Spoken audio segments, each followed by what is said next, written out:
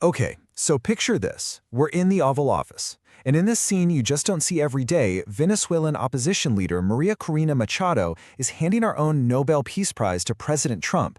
It's a really bold, kind of surreal move, and it makes you stop and ask, wait, what is happening here? And get this, along with the medal, there was a plaque. The inscription is where it gets really wild. It praises the president's principled and decisive action. Now, knowing the, let's say, complicated history between them, that kind of praise is, well, it's a head-scratcher. It's our first big clue that this isn't just a friendly gift. Something else is going on. So that's the big question, right? This is the central mystery we're going to unpack. You just don't see one of the world's highest honors get passed along like a souvenir. There's clearly a strategy here, so let's break it down. To really get the strategy, we've got to understand the gift itself first, because it's not nearly as straightforward as it looks on the surface. So here's a really important rule from the Nobel Peace Center. You can give someone the physical gold medal, sure, but the actual honor, the title of Nobel laureate, that can't be transferred, ever. It belongs to María Corina Machado, full stop. So that tells us this gift is 100% symbolic. It's a message, and it's aimed at a very, very specific audience. All right, so let's talk about the key player in this whole gambit, María Corina Machado, and what this prize she won is all about. Machado is, she's a major figure in the Venezuelan opposition, and she's not afraid to be defiant. The whole reason she won the Nobel in the first place was for her relentless and, frankly, often dangerous work trying to bring democracy to her country. So the prize itself is this incredibly powerful symbol of that struggle. And this is where her move is just so clever.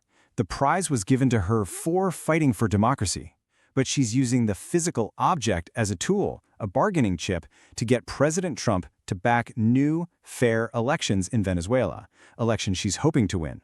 It's an incredibly high-stakes political chess move. And then there's this other layer to it. It's a psychological one. It is absolutely no secret that President Trump has said more than once that he feels he should have won a Nobel Peace Prize. So you have to wonder, is this gift also a very calculated appeal to his ego? A way to get his undivided attention by handing him the very thing he said he wants? It's a genius move, but a risky one for sure. But here's the massive problem Machado's facing. While she's in the Oval Office making this grand gesture, President Trump has actually been getting pretty friendly with someone else entirely. Oof. This is what President Trump has said publicly about Machado. He's basically writing off her ability to lead on a global stage. This makes her visit, and especially this gift, even more gutsy. She's not just there asking for a favor, she's trying to completely change his mind about who she is. And then, talk about whiplash. In the very same breath that he dismisses Machado, he's got nothing but praise for Delcy Rodríguez. He calls her terrific, says they've worked well together. So the obvious next question is, who on earth is Delcy Rodríguez, and why is she getting all this attention? Well, Delcy Rodríguez is the acting president, and here's the key detail. She was the second in command in the old Maduro regime. And from Trump's point of view, she's someone he can do business with. And that phrase, do business with, that's the real key to this whole thing. It tells you the priority has shifted from politics to something much more transactional. And this is where it all starts to click into place. We can see the real motivation here, and it's got a lot less to do with democracy and a lot more to do with, well, a transaction. And that transaction has a number. A very big number. $500 million. Yeah, this isn't just a random number. A $500 million energy deal was just signed with Venezuela, and the deal was possible in large part because Delcy Rodríguez's government was so cooperative. All of a sudden, that praise for her being terrific starts to make a whole lot more sense, doesn't it? Just look at this. It's night and day.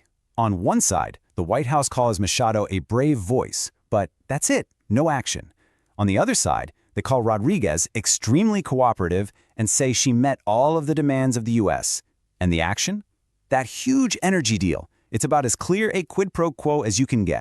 So here's the bottom line. The administration's priority is pretty clear right now. Making money from Venezuelan oil is simply more important than pushing for new democratic elections. It's business first. And President Trump has said it plainly.